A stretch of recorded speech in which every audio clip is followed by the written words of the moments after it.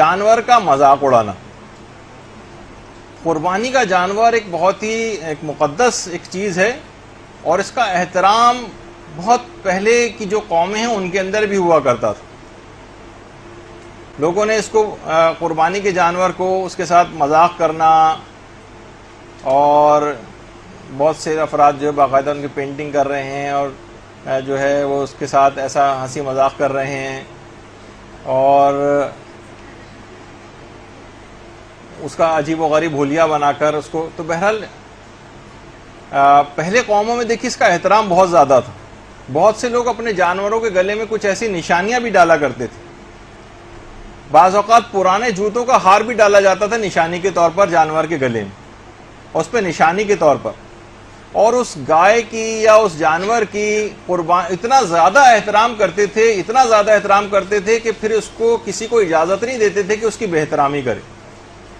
اتنا فوق العادہ احترام کہ اس کے بعد پھر اسے کسی اور مقصد میں اس جانور کو استعمال بھی نہیں کرتے تھے. قرآن نے بہرحال اس کی ممانعت کی اور اسے استعمال کرنے اور اس کے مقابل پہ جو وہ سواری کرنے کی بھی اجازت دی. بہت سے لوگ اس کو سواری نہیں کرتے تھے نہ اس سے کوئی کام لیتے تھے. ایسے احترام کو منع کیا گیا.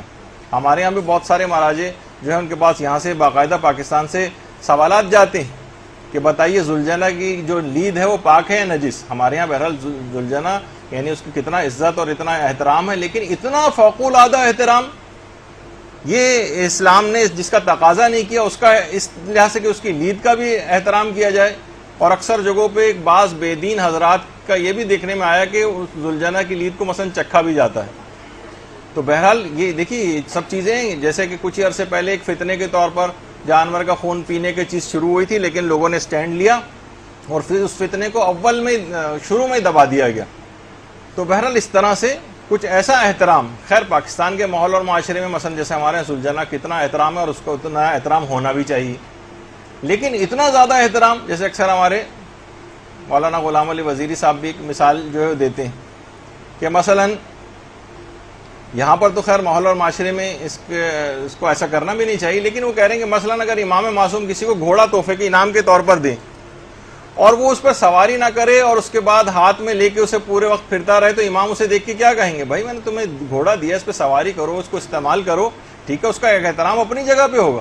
جیسے امام کسی کو اپنا لباس تحفے کے طور پر دیتے تھے کہ یہ میرا نماز کا لباس ہے، اور وہ اس نماز کو اٹھا کے الماری کے اندر اپنے رکھ دیتا اور بس اس کی زیارت کر لیا کرتا، تو امام اس پہ ناراض ہوتے کہ بھائی میں نے تمہیں پہننے کے لیے دیا ہے. جیسے کہ اکثر صحابی، ٹھیک ہے یہ الگ بات ہے کہ اس کو نماز کے لیے پہنے پھر اس کے بعد اتار کے رکھ دیں اس کو، لیکن بہرحال اس کا ایک تو بہت سی چیزوں کا ہمارا فوق العادہ احترام ہو جاتا ہے کہ جیسے کہ وہ قربانی کے اس جانور کا احترام کرنے لگے تھے، نہ اس پر سواری کرتے تھے نہ اس سے کوئی کام لیتے تھے، بہت زیادہ احترام. تو اسلام نے منع کیا، بلکہ اس کے اوپر سواری کرنے کی بھی اجازت دی اور اس کا گوشت کھانے کی بھی اجازت دی.